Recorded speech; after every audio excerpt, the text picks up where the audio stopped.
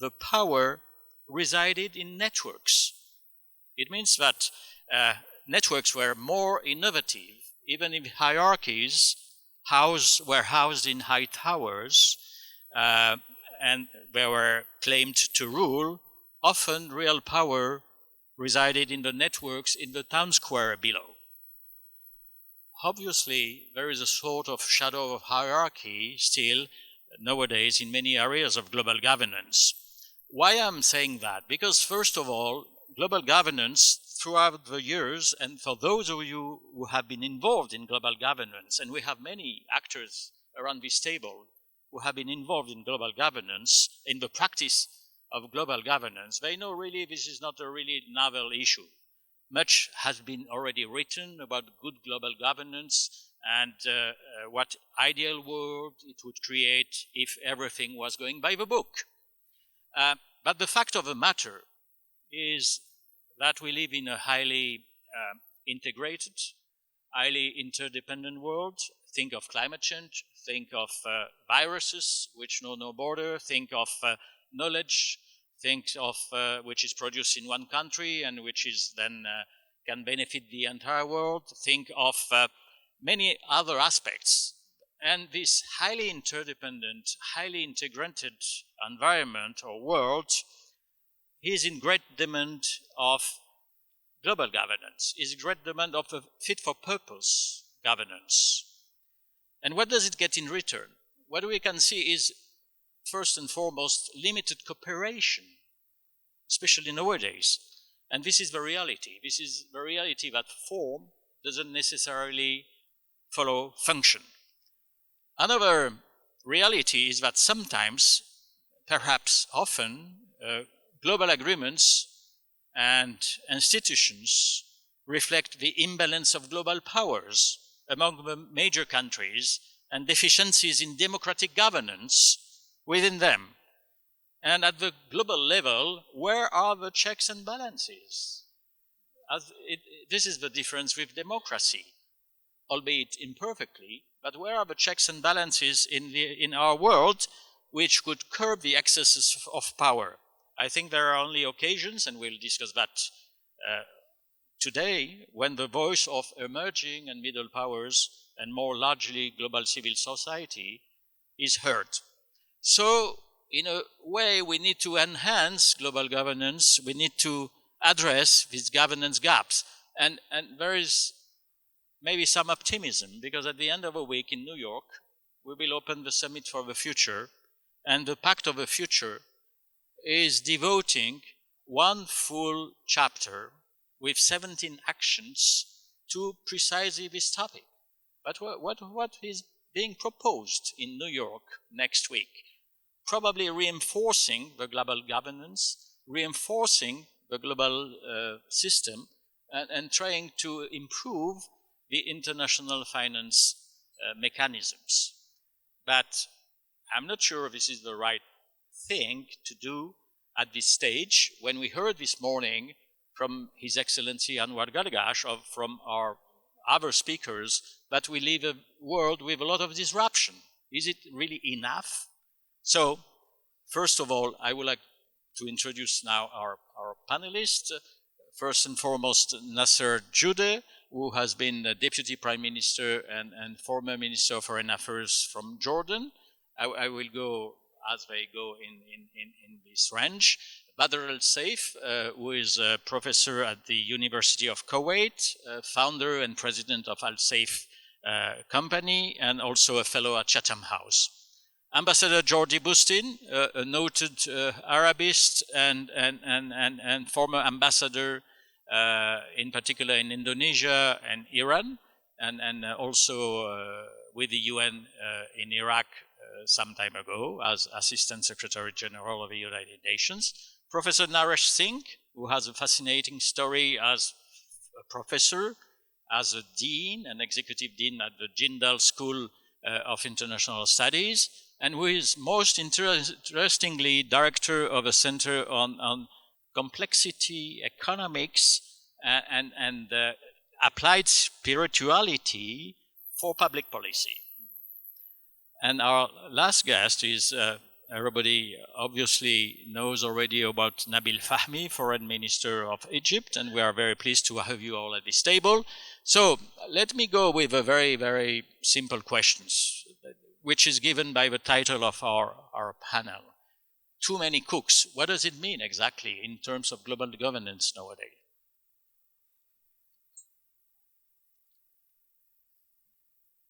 Thank you very much, Dr. Alter, and thank you for your introduction.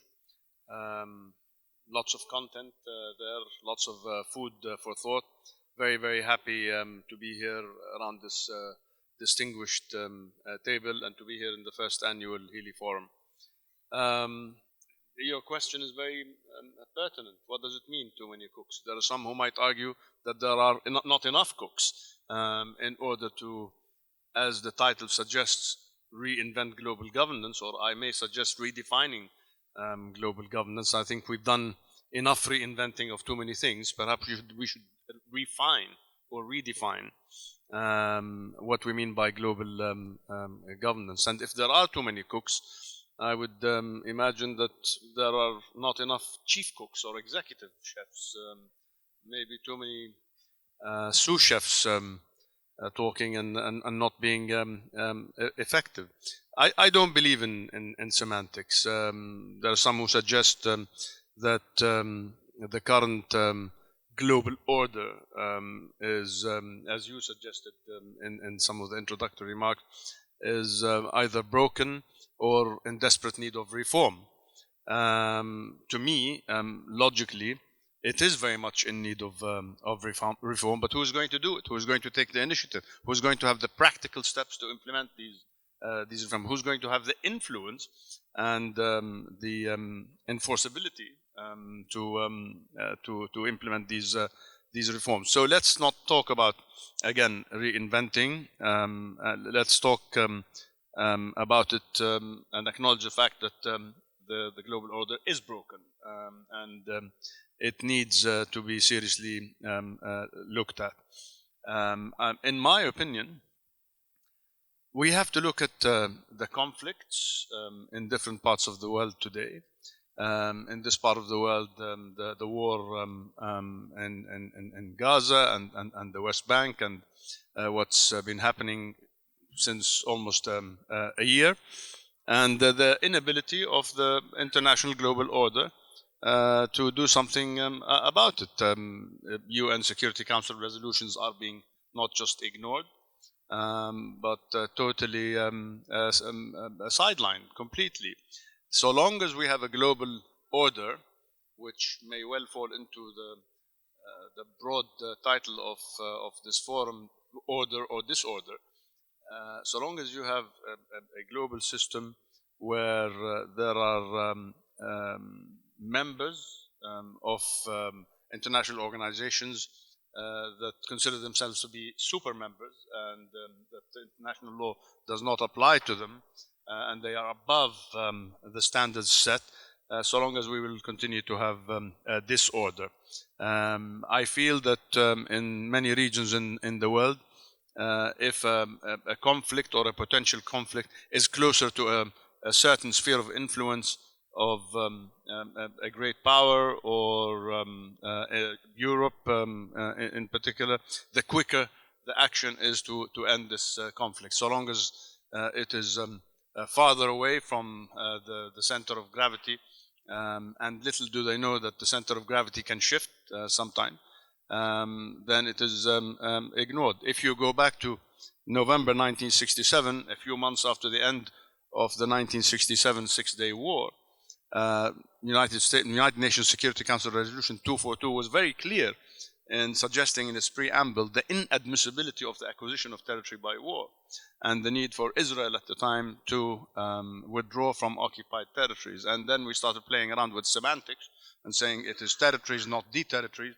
And, you know, almost 6 years later, this conflict that could have been resolved if that Security Council resolution was implemented immediately, still lingers on, and it's getting more complicated by the day. But we see other Security Council resolutions that are implemented almost immediately because they are closer and potentially more threatening to certain powers around the world. So I think it is time to sit and rethink and not fall a victim to great power competition or rivalry or the struggle between ancient and not so ancient empires, and having countries fall as hell's firewood in the middle of all these dynamics. So that's that I would suggest that we do away with semantics and with reinventing, and I think we have to find a system where everybody is equal under international law, where the applicability of international law excludes none, and where non-compliance is subject to accountability. In addition to our world, as you say, which is broken and there is a lack of accountability, I would like to ask Nabil Fahmy, who wrote recently an article about realism and moral politics and the many contradictions that we can see in through double standards, and the world continues in a way to be lost between non-implementing principles and at the same time seeing on the other side a realism at its peak. So is there another way to answer to this global governance problem? Thank you very much. It's always a pleasure to be back to Emirates, and I'm very honored to be a participant in this first inaugural session. Let me address the question you're asking directly and bluntly. I think the world is facing the world order is facing a perfect storm. Everything is being challenged at the same time. And it's not because we have more cooks than we had in the past. It's basically because we don't know what we're cooking and we don't agree on the recipe that we're trying to put forward. And the reason I say this is we're still living in the remnants of the post-World War II balance of power. And the concepts adopted then between the major powers, which were there is a balance of power and there are therefore spheres of influence which each side does not impinge on. Well, when the balance of power shifted and changed, ultimately you had these tensions in the spheres of influence. And all of this now is being tested. Now, there's no order per se for us to discuss. People, particularly in the West, raise the issue of Ukraine, and I frequently said and this is also what my dear friend Nasser just said, acquisition of territory by force is a violation of international law. There's no ifs, there's no buts. So for me, what happened in Ukraine, that applies there. But it's not only in Ukraine. It applies everywhere. And it applies if Ukraine is a symptom of the imbalance of power, Gaza is the reflection of the loss of humanity, because we have been so focused on who can get away with what rather than what needs to be done and what's not to be done. I don't like the approach pushed by many of our friends that it's because there are larger numbers that we disagree. Give me a break here. 86% of the population of the world, about 6.9, 6.8, 6.9 billion people, live in the global south. You can't argue you're Democrats, but then you have to follow us in what we do, and we have nothing to say in how it's developed. I would argue also that where's our sense of humanity when we're spending $2.1 trillion on weapons and 23% of the world lives below the poverty line? There has to be an issue here. Now, you raise a good point that I had mentioned previously in some of my papers. Practically speaking, do we follow a policy of a quote-unquote a value-based policy, or do we follow pure realism and pragmatism? It's not either or. Frankly, it's not either or. I don't accept that anybody's values are better than my own. But I do accept that I need to continue to work on my values to make them better and better. And so that we can all be more consistent with each other, because we're going to have to live with each other. So let's all work towards developing ourselves more without trying to impose our opinions, particularly our values, on others. The second point I'd make here is, frankly, realism means we need to pursue values as much as we can, but ultimately have the rationality to get what can be done. As a very young diplomat, one of my mentors told me, don't make the best enemy of the good. But it can't be without any moral context. And for lack of a better choice, my moral context is international law. What we all agree upon is international law. That has to be the minimum. So that has to be what we all respect, irrespective of whether we're east, west, and all these values. And I'll close with one point. This is not only theory. If we're talking seriously about this, then yes, whether it's at the Summit of the Future or otherwise, how can you have a Security Council with a membership that doesn't reflect the world of today, in numbers-wise, or even in terms of weight? Africa at least should have 2 permanent members in the council. I think the Arab world has to consistently have a member of the council, which we do that now voluntarily. But I would even add to that, that's not enough. I find the use of veto to be excessive. I'm not saying take it away, but I'm saying one has to limit its use. Don't have a particular formula, but one way could be that any country cannot use more than 2 or 3 vetoes a year. Maybe one way. Another way would be, after you use 1 or 2, the 3rd or 4th has to be in conjunction with somebody else's vote.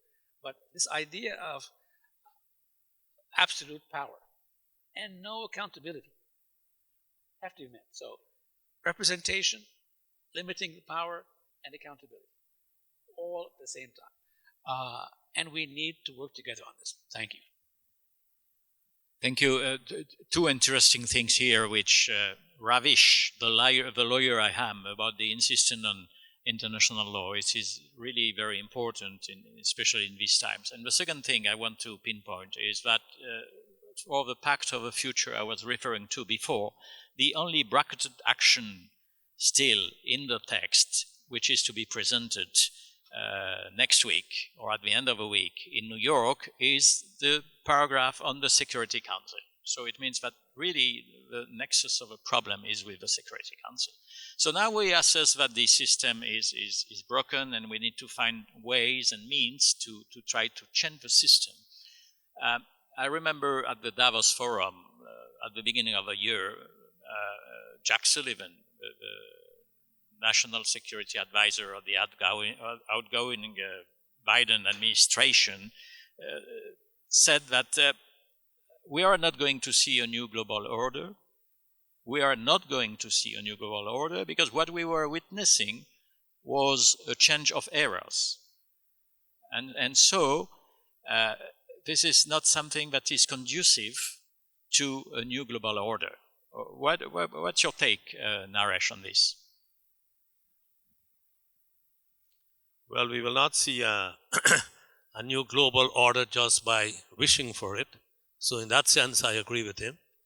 But the new global order must emerge from the interaction, the networking, including the hierarchies we have now. You know, if I were to seek to answer your first question, and then you will see my answer emerging. Do we have too many cooks in the kitchen? And the cooks for me are the states who are the major power actors in the world, supplemented by the global arrangements and institutions we have. Now, for me, do we have too many cooks? And my answer is yes, absolutely, if they are all adopting their own recipes coming from their states and hoping to create a global dish. Then we have a big problem. And then we really have too many cooks. But we do not have too many cooks if they are musicians in a jazz band, each one playing, complementing the other one, interacting in a way that produces harmony, melody, symphony at the end without having to follow a range of rules devised at the national state level. Then we do not have too many cooks. We can accommodate all the cooks in the world at such a thing. So the metaphor of cooks in the kitchen, for me, will continue to be too many if they are driven by more and more GDP per capita increases as the definition of progress, more and more material accumulation, and seeking more and more geopolitical influence for themselves. That's the problem. The metaphor of the jazz on a world stage that I'm talking about is not about having a recipe, but constantly experimenting, innovating, engaging, networking, like you mentioned, Eric, rather than rules from on top in the hierarchy. So then, what is the solution? Where is the new world order going to come from? And I believe that it will come from a combination of the wisdom traditions of the world. I work in public policy, as you know. Public policy or evidence-based policy that we talk about, that evidence-based typically relies on a kind of data, world, what we call it, big data, and all kinds of strange names. But we don't have enough information, nor knowledge, and zero wisdom in the evidence structure of evidence-based policy. So we need to bring in much more now of the wisdom traditions, combine them with the modern sciences in which we are understanding reality in a different way. Quantum science, complexity sciences, and indeed the study of consciousness is allowing us to understand ourselves as humans. And somebody raised that question, I think Shashi Tharoor raised it, that we as humans are not factoring into that equation. The 400 years of mechanistic, linear, reductionist thinking in international affairs, in diplomacy, is what the world is still continuing to practice, although the change is happening, where we need a much more network world, a more bottom-up, integrated, interactive world. That's not happening, but now we know how to do it. But we have had 400 years of reductionist, linear, deterministic thinking. Our education systems must shift and shift right away. The way we teach public policy, the way we teach diplomats, and I would argue that I hope that AGDA will also be adopting all of these shifts. So if you think about transforming a bunch of cooks in the kitchen into a band, a jazz musician band, clearly that ain't going to happen. So we're not going to be able to convert these cooks into musicians, which is the metaphor I'm using to explain this. And so the point I'm making then is that we are not going to achieve the SDGs. We are going to suffer and die like we did in the last pandemic. We are not going to be able to globally manage AI, as we are hoping that we will, unless we have this fundamental shift in the way we do our business. We as humans in this current civilization, we are, I would argue, in deep slumber. We are walking towards the cliff. We are unable to manage the changing world before our eyes. Our global governance systems are failing. At the same time, we have the knowledge base. And that's a shift that must take place. That would be how I would argue. And we have some structures which can help. Maybe the regional structures that we have, the regional emerging powers in various regions, the the GCC, Mercosur, several of the regional bodies can begin to tackle and break the global hegemonies that we have. I have spent many years in the UN. I've watched global governance, I've negotiated the Climate Change Convention, and this sovereignty idea of the power of the state, which they are not yielding yet, they need to be able to make power a positive sum game. We cannot continue to conceptualize power as zero sum. You have to lose for me to gain. That kind of negotiation must take a backseat. That would be my argument of how to change the world order, as you say. We can come back and tell you how. No? We'll come back to that, but I can see some differences of opinion between too many cooks or not too many cooks or not the right cooks for global governance. So there is a lot of thought and looking for the global governors and looking at the global governors of today. I would like to look at the global governors of tomorrow. So, Al-Saif, what would be, according to you, the global governors of tomorrow? How do they address the issues that we are facing now in this disrupted world? Good morning, everyone, and thanks for having me. Congratulations to ESC, SSR, and AGDA on the inaugural Hili Forum. I'm humbled to be in the panel of distinguished experts. Now, can I carry on with the food metaphor? I think we're whetting everyone's appetite to lunch. I think I'm not going to look at the formula from the beginning end when it comes to cooks, but I'm going to look at the end consumer. So who is having that food? And how is that food being digested? How is that food being palatable?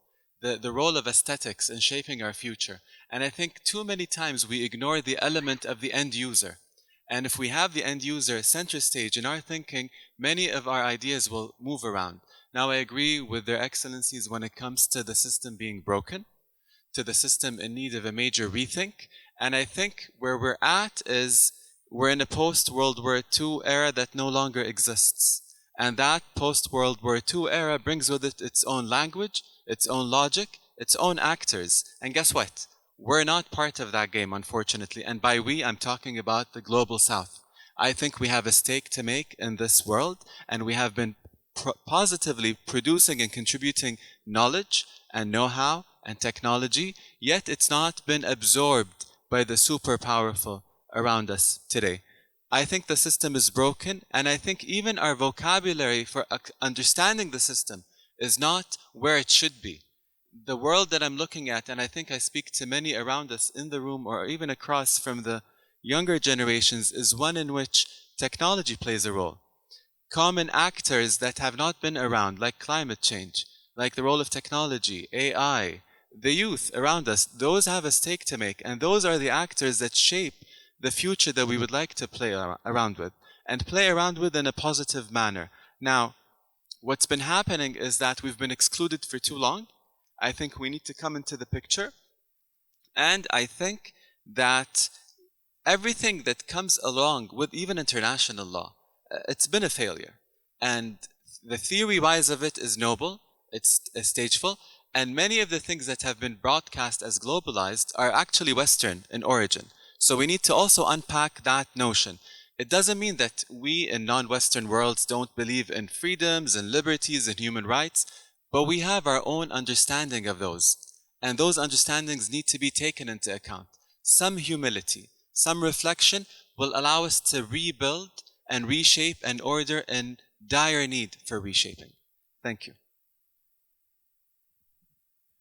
May I retain the two words which strike me from this discussion so far? It's humanity and humility. I think they encapsulate very well what we are trying to do here and trying to better understand the system. I stand to say something on international law as a failure. International law is not a failure. International law is what the states are doing with it. So this is not the fault of the law. This is the fault of the states if we don't have international law implemented. Because they are the ones who have fabricated international law, and they should be the one to implement it. So this is something that is not mainly the fault of international law. It's up to the states to decide to implement or not. Coming back, György, to global governors, and try to see, because we have been a few here on the table to work at the UN. We know at different levels, and we know very well how it works. But don't you think we are asking too much of these global institutions in trying to get something of global governance? Is the UN system nowadays the best fit to answer the next steps as the Pact of the Future would like us to believe?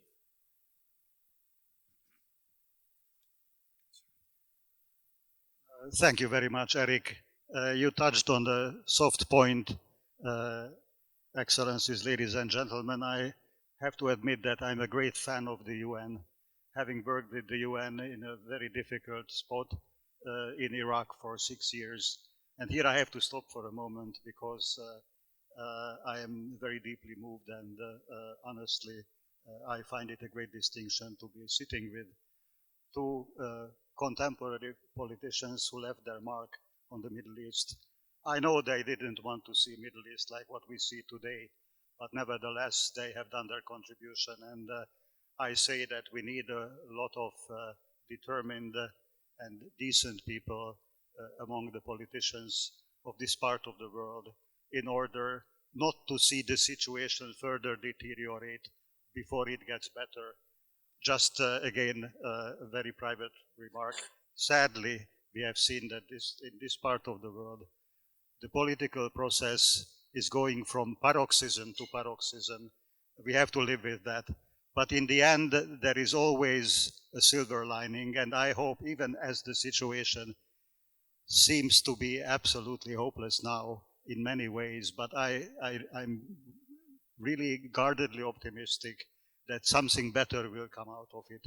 And I hope that we will all see a Middle East where the people of this region will live in peace and harmony one day. And I hope that day is not far.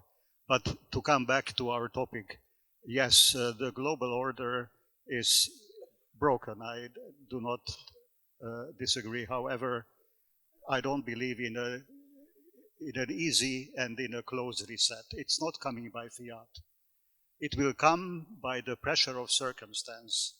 And sadly, we see that the pressure is increasing. I was trained as a teacher of history, and I cannot avoid going back to the 1930s. There is a lot of very worrying parallels.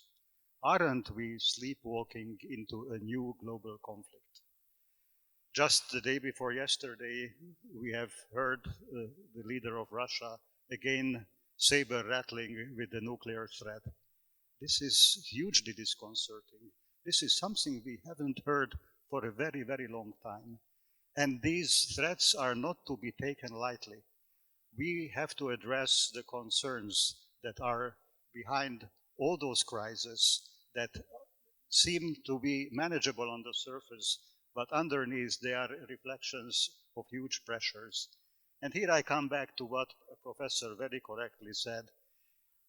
It's not going to be a top-down process. It's going to be a bottom-up process. What makes our world different today is that the people today do have a voice. It is called social media. You notice that everywhere in the world, and not only in highly acclaimed democratic societies, decision makers are increasingly looking at what the social media messages them. And this is, of course, sometimes worrisome because we know that fake news and all different manipulations of social media are misleading and create immense problems for people who are working for good purposes. However, social media can also be a blessing, and it is a call for reason. At the end of the day, why I am again coming back to the UN is because it's our common tent. We have to make do with what we have accomplished in the UN in the previous decades. I think the Charter is an excellent document. If we all gave credit to the Charter and behaved in accordance with what the Charter prescribes, I believe the world could be a much better place. On the other hand, I also say that we cannot set the benchmark too high for a number of countries. I think I do agree that there is a lot of impatience from what we call the global north towards the global south.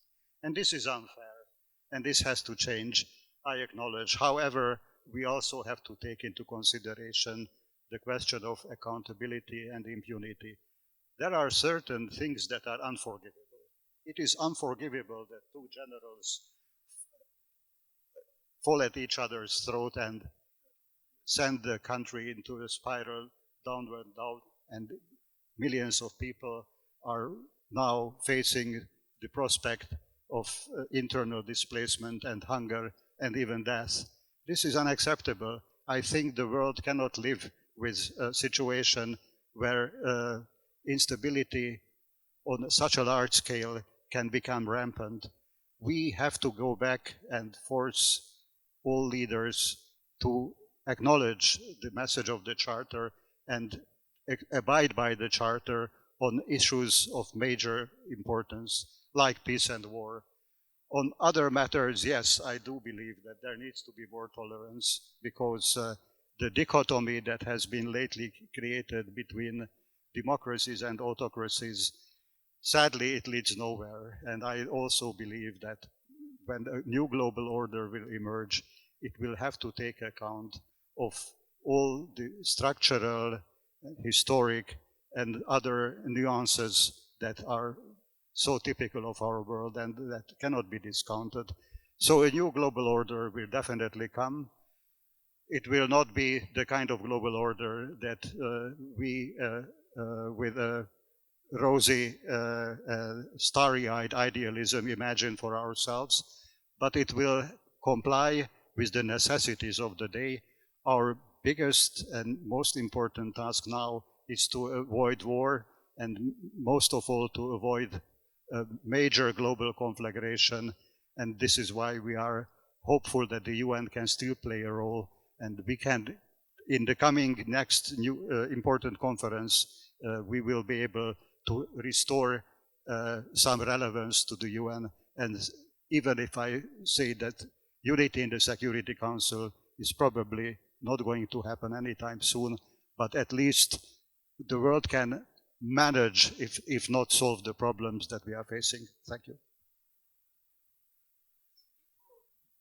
Before coming back to the important question of the participants in the global governance project, because I think everything revolves of who is going to take a part in this project, who are the, on one hand, the main drivers of change, but on the other hand, who are going to be the next participants in the project. It has to be the middle powers, it has to be the emerging powers, it has to be global society. But before entering into this segment, which is very important for our understanding of global governance, let me bring the audience here. You know that you can just pitch a few questions, and I got a question from the audience that I will give to our panelists.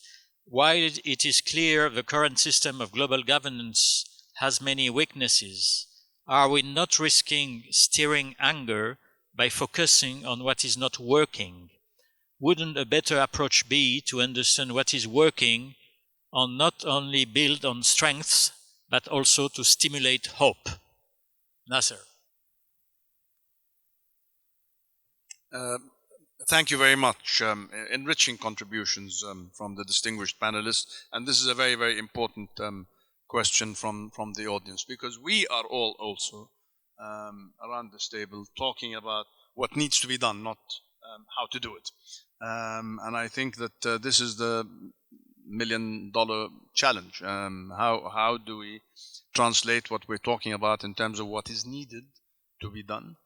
And the mechanism to do it. I want to stay away from, again, like I said in my introductory remarks, from semantics and descriptive terminology, like moving from one order to another, or a transition between eras, with all due respect to Jake Sullivan.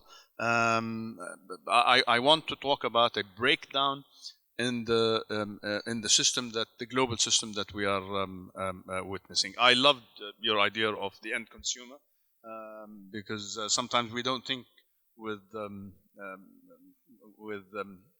a view to the end consumer. We don't call it the end consumer in politics, but I mean, I'm glad it can be applied to politics and political issues. At the end of the day, the end consumers in this context can be the member states or the populations of the member states. I mean, if you take any country in the world as a microcosm of the global community, of an international organization like the United Nations, and if within that country there are certain segments of that society that feel that they are either above the law or not subject to a certain set of rules, whether it's commercial law or traffic law or whatever it is, then you have disorder.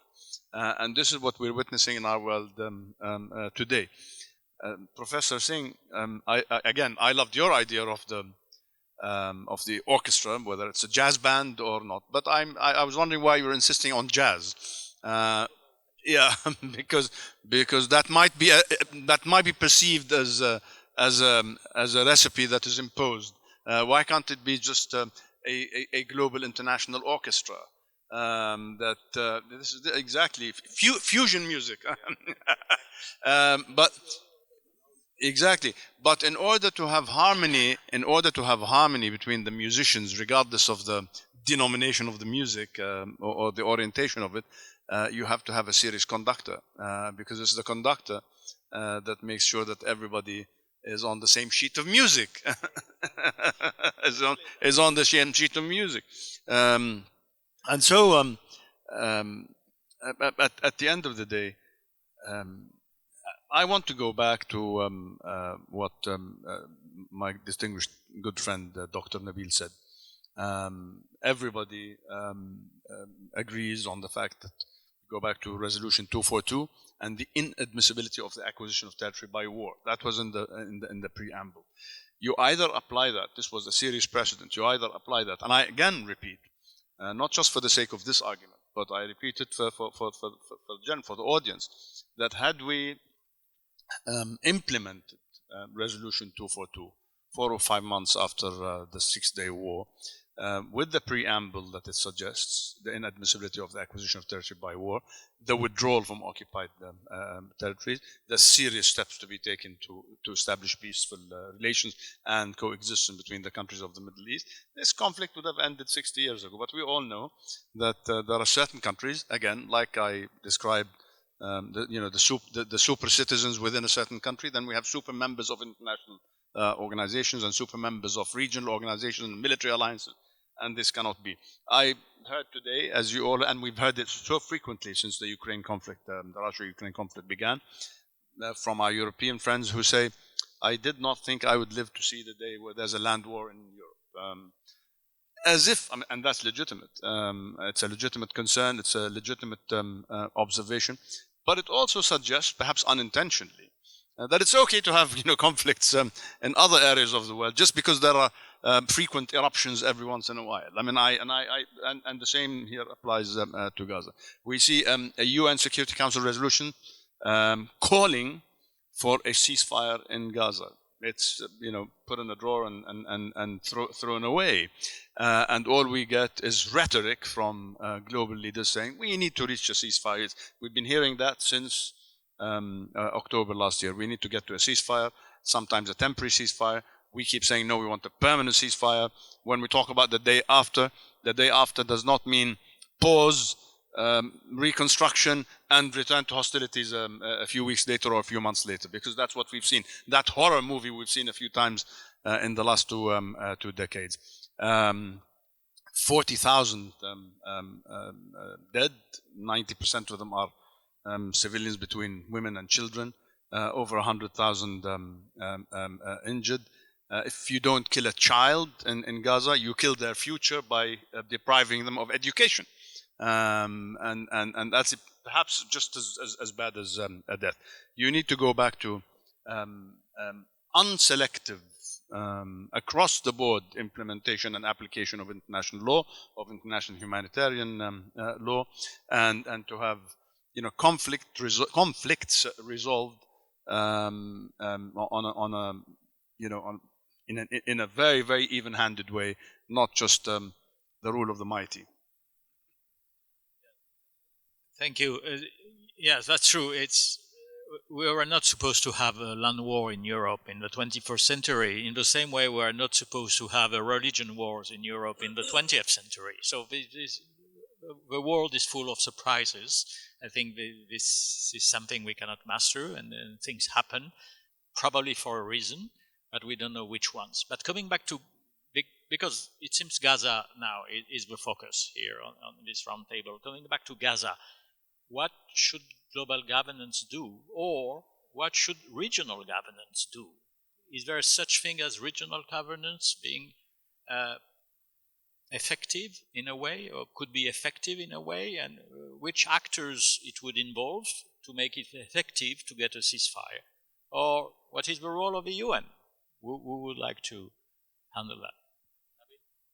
Thank you. That would take about 2 hours to explain, but let me try to respond quickly. But I want to start with the second on the question, which was a very good question. I think we're misunderstanding the problem.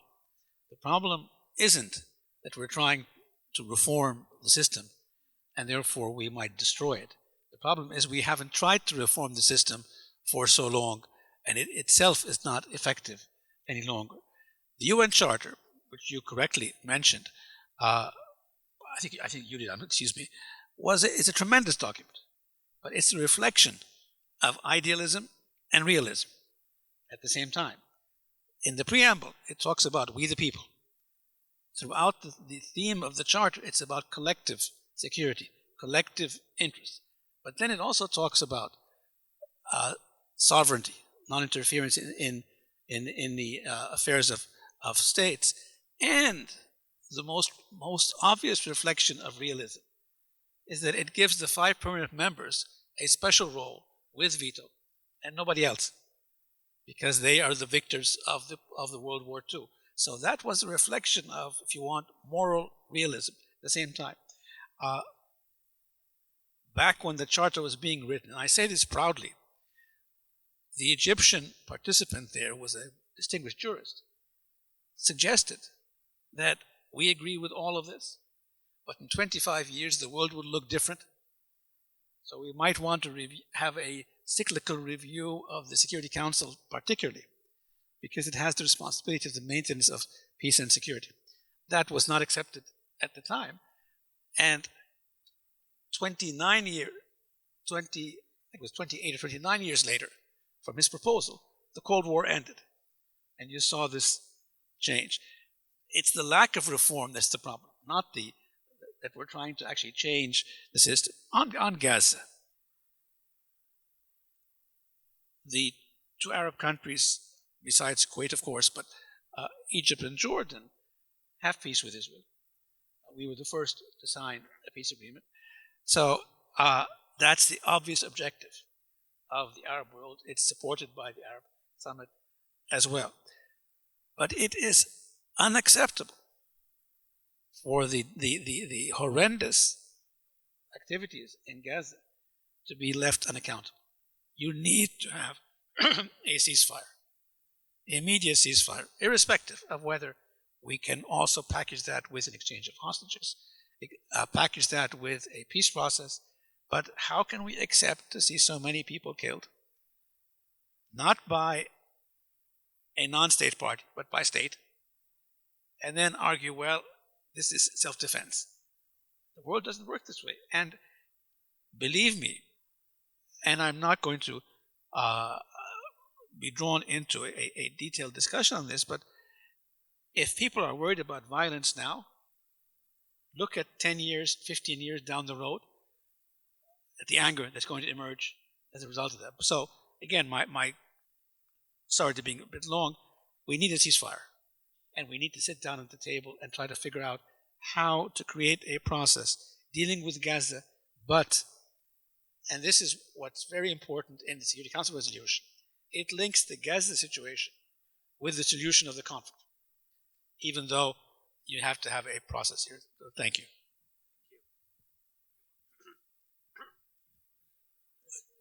Yeah, time is running out. I can well imagine. So two very brief points. To the question from the audience, that's a really important question, and my answer would be that absolutely we need to work with what is working and to build in what is working, but not much has been working at the global governance level.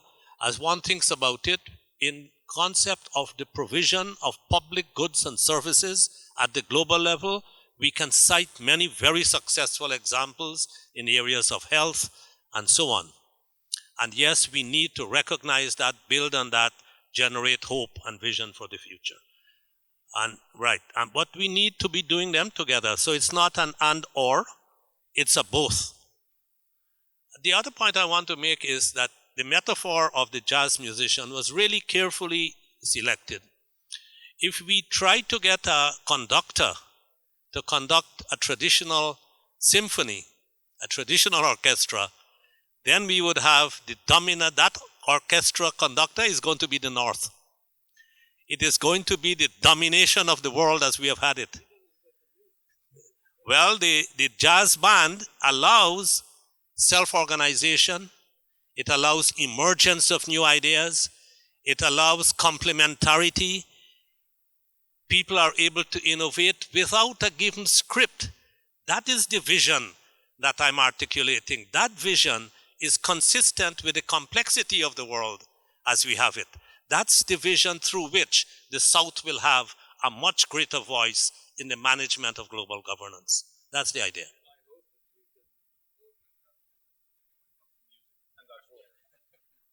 Yeah, so let's take a few musicians. I was coming to you with a question, and you can also rebound on what was being said.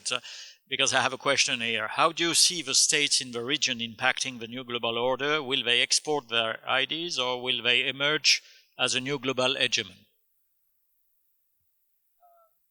I love the whole notion of improvising when it comes to jazz, and I think that's the beauty of the industry. In terms of international law, of course, it's who practices international law. I just wanted to respond to this. But my whole point is we're not living up to that ideal. So maybe we need to be a bit more realistic and humble and go down a notch to reflect where we are when it comes to our humanity. Instead of trying to always live up to something that we're not going to get to, unfortunately, given our limitations as human beings.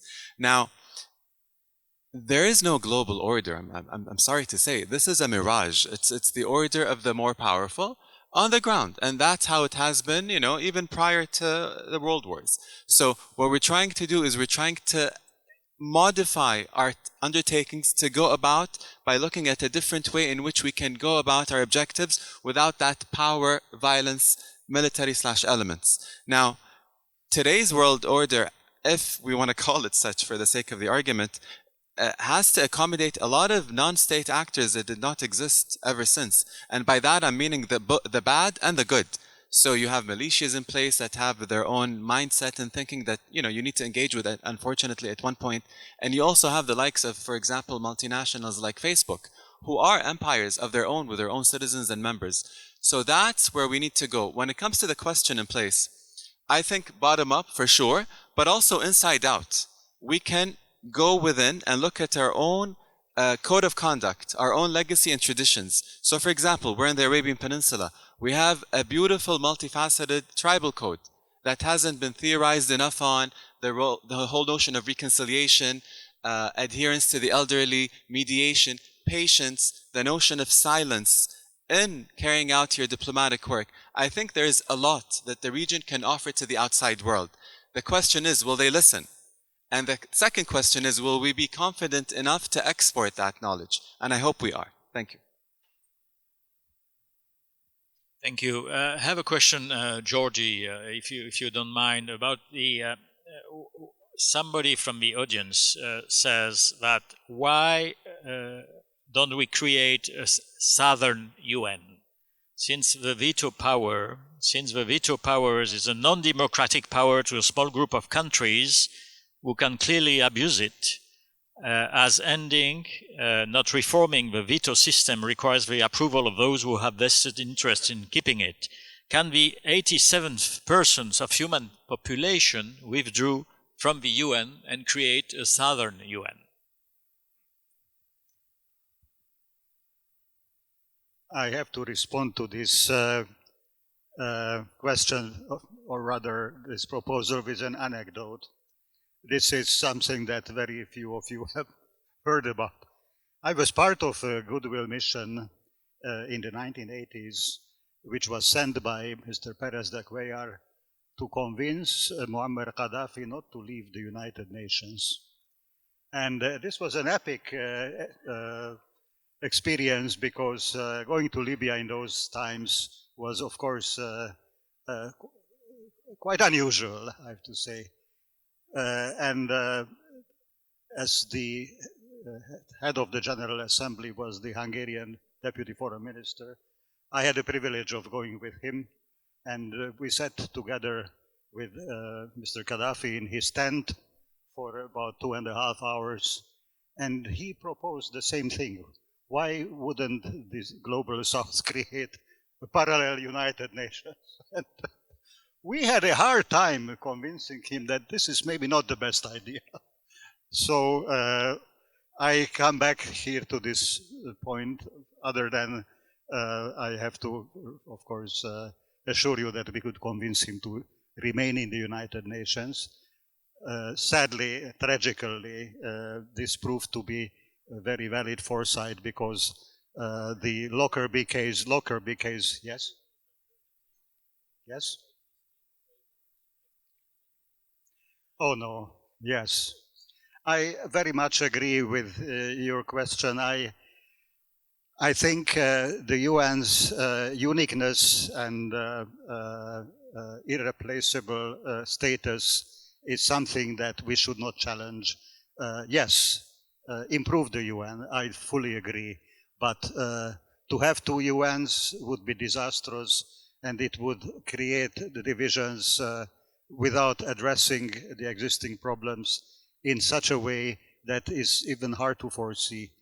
I do believe that the UN needs more justice, absolutely.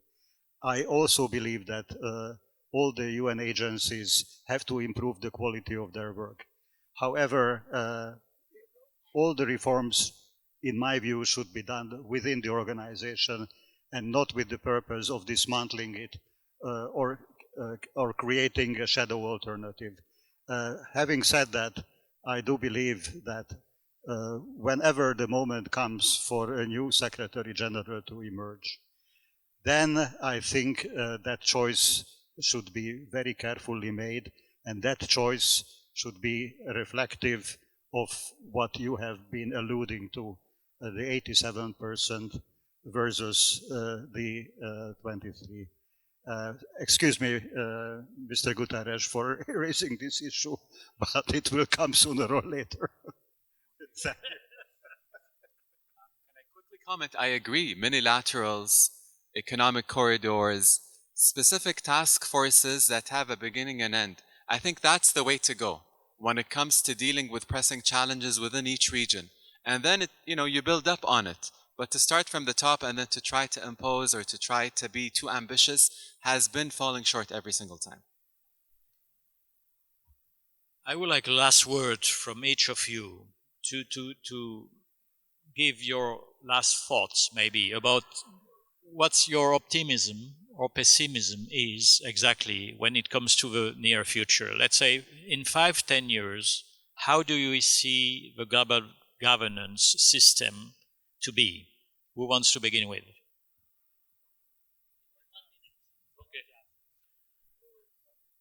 Yeah, I don't think we have any idea what it will be like. I think it's going to emerge, it's going to evolve, and any attempt to define what that new world order should look like will fail. So that's my first point. My second point, because it's going to be like a jazz band, the second point I'd make is that what we need to be focused on is our value systems. Our value system is currently fundamentally flawed because it is focused entirely on material and power accumulation.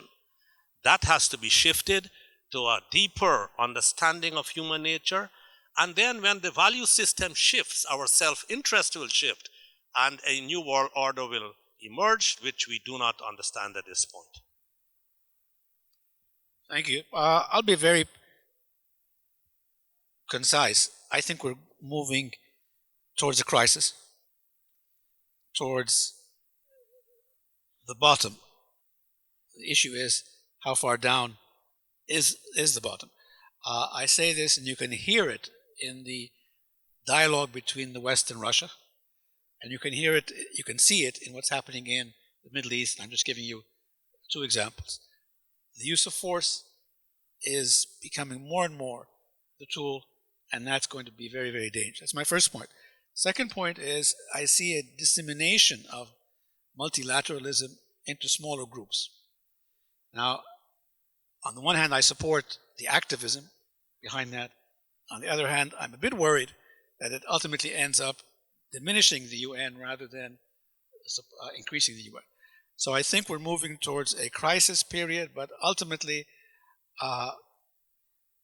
if we hit the bottom without being suicidal, it will be an opportunity to sort of build up a system where we all understand it's not a zero-sum game. There will always be more powerful and less powerful, more wealthy and less wealthy. But ultimately, international relations are about leaving something on the table where it's a balance of interest, not a balance of power. Thank you very much. You said you want to hear about the optimism or the pessimism, and my definition of a pessimist is a well-informed optimist. But I'd like to think of myself as a realistic optimist, or an optimistic realist. And I think that we've had far too much discussion on what is wrong with the global order, what is wrong with the systems that we have that should apply across the board, and not enough doing something about it. Easier said than done, because we may agree on a solution, but who's going to implement it? You may suggest something in an international organization like the United Nations, and it'll be faced with a veto. The idea is perhaps you need a group of international wise men and women to sit and present a very concise piece of paper, a summary, an executive summary to the powers that be, wherever, whether it's in the United Nations or elsewhere, global entities, regional alliances, regional grouping, and say, look, here are eminent personalities from around the world who feel that this is what should be done. Look at these conflicts, look at these potential conflicts, look at these disturbances that we see here and there. They all need to be fixed. And the fair and equitable application of international law without people thinking that they are above the law is what needs to be done. Thank you. Thank you. We've been, for the past year, many have been coming out and pontificating about us moving from a war in Palestine to a regional war. And that has always intimidated me, because I think we are living the regional war. When you have for decades have seen the displacement, dehumanization, dispossession of Palestinians and others who are going through a lot of hardship in Sudan, in Yemen, in Libya, in Iraq, you name it. I think that should be the lens through which we then prioritize our next steps. I think the world is in the making, and it's for those who can seize upon the opportunity to shape it. And I see a lot of echoes of that shaping happening here in the Gulf, and I hope that then it could lead forward to something more positive. Thank you. Thank you. I think COP28 was a good occasion for the world to realize that we will either swim together or sink together. There is immense need for global thinking to emerge, because our problems cannot be addressed so long as we remain divided. Whatever shape the global order will take, I think this should be the fundamental principle that it has to adhere to. And I believe that humanity has always faced immense challenges, never really could respond to the challenges, but always survived the challenges, and I hope it will not be any different. Thank you. I apologize, but just one word so that I'm not misunderstood. My pessimism is essentially on the political world order much more than the geo-economic world order. I think there's more progress there, but it's the politics that's concerning me. On these jazz notes, I think we can close this session, and thanks our distinguished panelists, and give them a warm round of applause. Thank you.